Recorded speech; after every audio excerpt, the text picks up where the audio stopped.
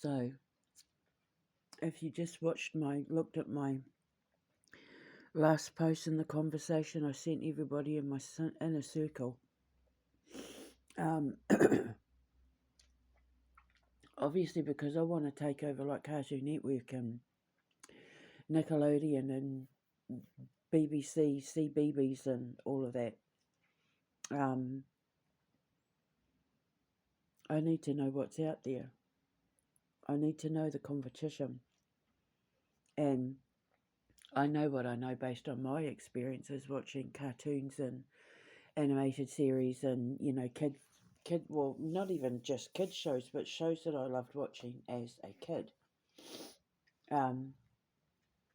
So I've been asking everybody what, as far back as you can remember, what were your favourite cartoons, and then I want to do a cross-reference to see if there's any common cartoons that all of them mentioned, and look at the reason why they liked them, the comedy styles, the acting styles, the graphics, blah, blah, blah, because I need to put it all together.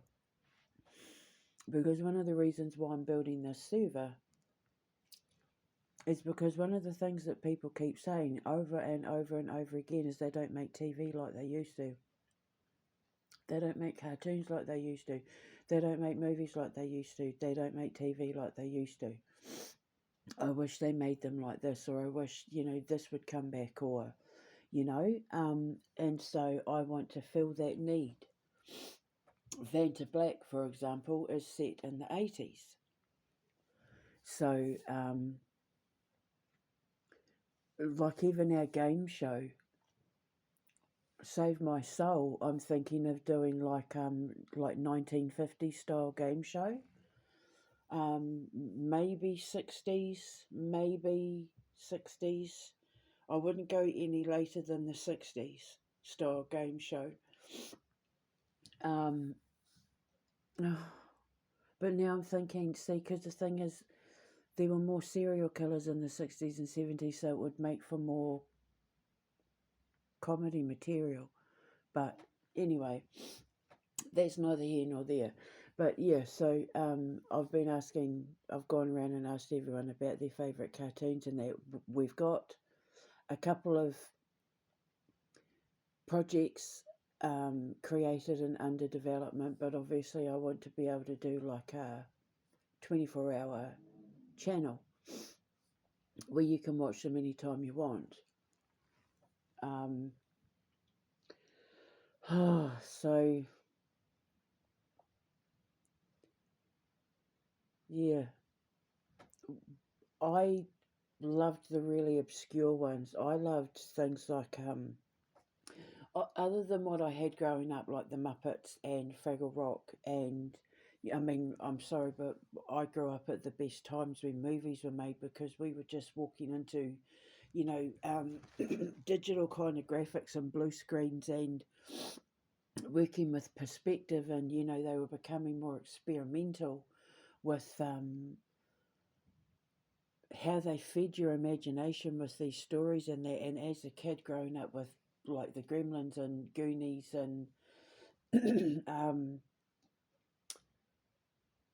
even ones like Stand By Me and Dark Crystal and Never Ending Story and all of that, the Labyrinth especially, it was mind blowing. And Beetlejuice and all of that, it was mind blowing, because the movie makers were able to bring more to life through their imagination because of the advancement and the way that we were able to bring imagination and creativity to life. And the thing is, nobody that works for me at my foundation is going to be normal.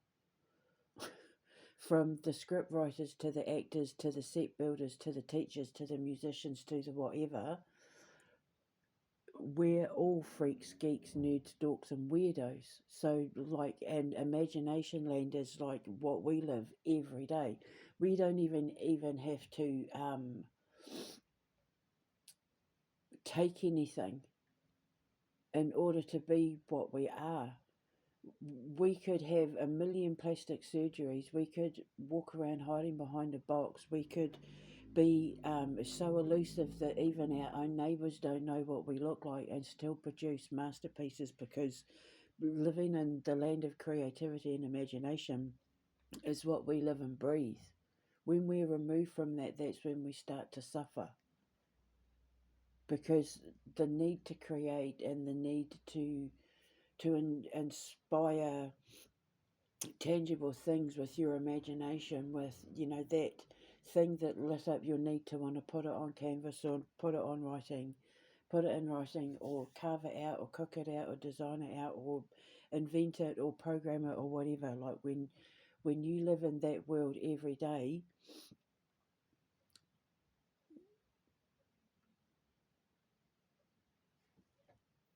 we're the ones that sabotage it by not letting ourselves experience it, because we're busy conforming to what's expected of us. And now we get to build a place where kids can go and just be the freaks, geeks, nerds, dorks, and weirdos they are. And when you look at cartoons like As Told by Ginger, which I absolutely adored that cartoon, I was so sad when it went. Even Clarence and Wee Bear Bears, they were genius. They were writing genius. They were so far off the spectrum of the normal, but they were written so perfectly that they invited you into believing that people would be okay living around three different kind of beers. Like, I don't know, like there's magic to it. Um, Adventure Time and Gumball and Samurai Jack, and with me it was like Cow and Chicken and I.R. Weasel, Ren and Stimpy, King of the Hill, and that they brought something to life in me, and now we get to do that as well. And I want to do one that's kind of like As Told by Ginger, and like oh god, what's his name? Like Doug. Was it The Adventures of Doug? What was it called? The Adventures of Doug, was it? And Football Head. Oh, what's his name, with Helga and Football Head? And he lived in the inner city. People will be shouting out the answer. He lived in the inner city. Oh God, I love that cartoon. You know, that very real. It talks about real issues of life, but we can do it in a way that's kind of funny and quirky, and that based on the kids at the foundation. So doing like a kids cartoon that's like, I don't know, we'll call it camp school, or I don't know, foundation camp, or I don't know, like, blah. None of those names even feel right in the slightest way for what this kids cartoon could be called, but it can be based on the kids at the foundation and the trials and tribulations of normal kid life, and maybe even like with Arthur and all of, is it Arthur? Arthur, yeah.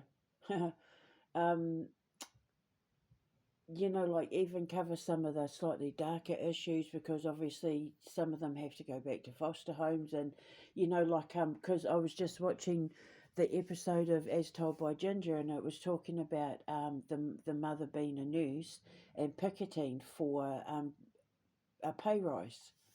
And the struggles that a family go through when the parents have to go on strike, and that's the sort of thing that people in Yorkshire especially would absolutely identify with, because of the mining strikes and everything that happened here with Thatcher and all of that. So, yeah, so I want to do a cartoon that talks about these things, but at a teenager's level, at a kid's level, like social media pressure and TikTok trends, and that these are all things that we can cover, and based on the lives of the kids at the foundation.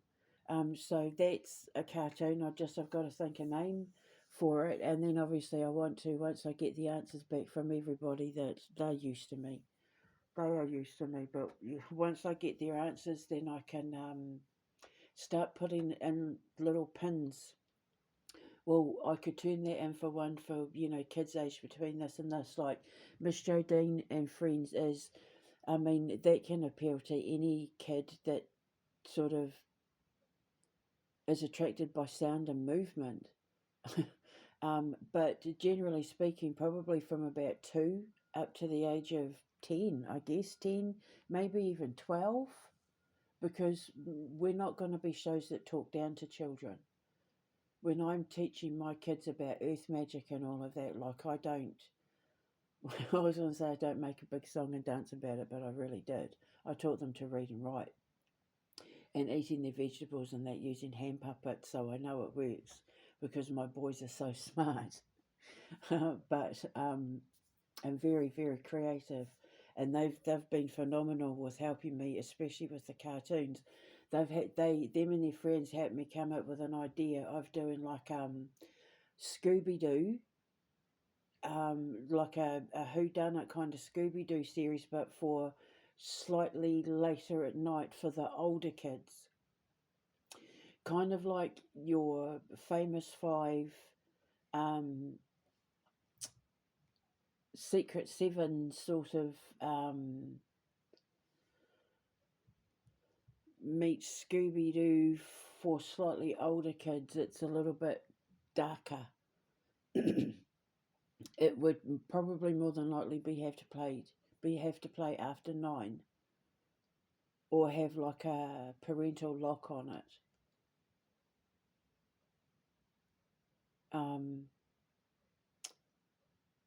because it would be slightly darker. But they're like whodunits, and you know, yeah. So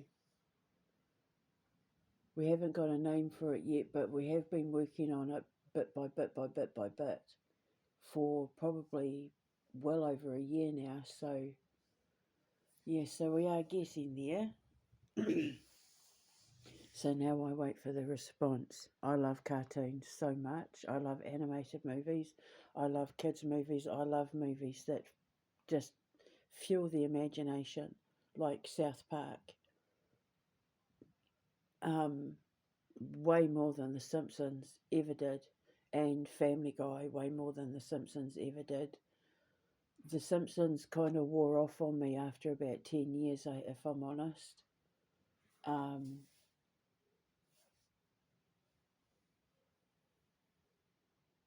yeah, I liked King of the Hill. I loved King of the Hill. That was brilliant. So funny. So, yeah. Um, Ren and Stimpy. Happy, happy, joy, joy. Oh my god. So, yeah. So, we've got to bring all that back. Do you remember when Powerpuff Girls used to be good? Remember him was a cross dresser? I loved Mojo Jojo. Oh my god. I If I knew Mojo Jojo in real life, I would be his stalker. I would be stalking him. We'd have that kind of dynamic where he would be trying to get rid of me because would be freaking him out how I'm always stalking him. But if I didn't stalk him, he'd be upset because I wasn't stalking him, because he knows I'm stalking him, because I think he's just awesome. His sarcasm is next level. His whole attitude, oh my god, I love Mojo Jojo. If I could get a Mojo Jojo plushie, I would be so happy. I adore Mojo Jojo. Back in the day when Powerpuff Girls was good. Steven Universe was good in the beginning until it went woke. But Clarence is just beautiful. And the comedy in that, like the way it's written, is just beautiful. These people of the cartoons that I'm talking about, especially like Samurai Jack and all that too, and Chop Socky Chooks, those kind of writers, if I could get them to come and work with me, I would be over the moon. Over the moon. Adventure Time, regular show, Amazing World of Gumball, I'd get them all to come and work with me and just say, go for it. Just do it. Do what, I'm not even gonna, just don't, like if there's gonna be any magical conjuring in it, I have to be the one to do it. Let's sit and work this out. Like, just give me your ideas, show me, let's just go. And I'd just give them full range. I'd just go. They'll know the rules as long as they don't break those rules. Go. Yeah. If, yeah, because like if and even like Uncle Grandpa, like there were just things in that were just so ridiculously genius. That Tim Burton genius. He's a genius. Tim Burton is an absolute genius, and he looks like one. You can always tell I have functioning creative empath because they don't look normal. We don't look normal. We don't look like who we are. We don't look like we create because we're freaks, geeks, nerds, dorks, and weirdos, and we're made to stand out, not blend in. We're supposed to get people's attention. So, why not make a kid's cartoon about it, but from a kid's perspective, you know, where they talk about, and everything would be true. The classes would be real. Maybe even the issues they talk about will be real. Like full involvement of the kids, getting kids involved.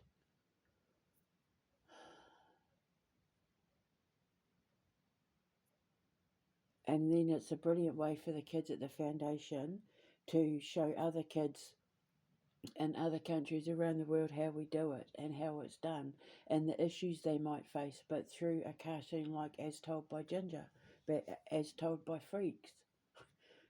Call it the Freak Show.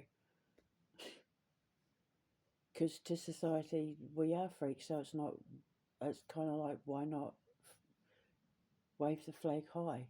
Wear it like a badge of honour. Show them what we can do with that freak, geek, nerd, dork, and weirdo. Show them what we can really do. Shut some people up, eh? That's my revenge. Wah! Lightning. So, yeah. Like As Told by Ginger, like Arthur, like Clarence and all that. Because, he had a single mum who had a boyfriend, Jeff, who absolutely adored Clarence. Was his name Jeff?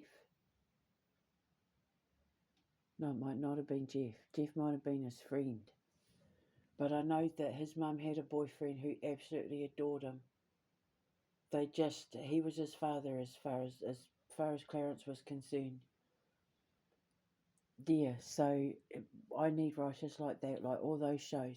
But I'll see what everybody else says as well. We need to do we're going to have to do a show that's like MacGyver / A-Team as well. That's not a genre we haven't covered. We also haven't got like the Wonder Woman Bionic Man, Bionic Woman $6 million man thing. We haven't got one of those things going on either. And Littlest Hobo sort of Stairway to Heaven, or no, Highway to Heaven was it called? Seventh Heaven and Highway to Heaven we haven't, and Touched by an Angel. Quantum Leap, we haven't done any of those ones. I'm reluctant to work with animals if I'm honest. I'm probably going to avoid the whole talking animal, sort of animal on an adventure thing because, yeah, they say don't work with animals and children. We'll work with older children, I'm going to avoid child actors and that as much as possible when they're little. Because I just, yeah, no thanks. So we'll make their entertainment rather than bring them into it as little as possible. Thank you very much. Like in Vanta Black, we're more than likely I mean, we're going to have to use kids in that to a point, but it's not going to be anything exceptional right up until we have to use um, stage dolls for when they get killed. So, stage little baby zombie dolls. So, yeah. Oh my God. So now I wait for the response. I'm so excited.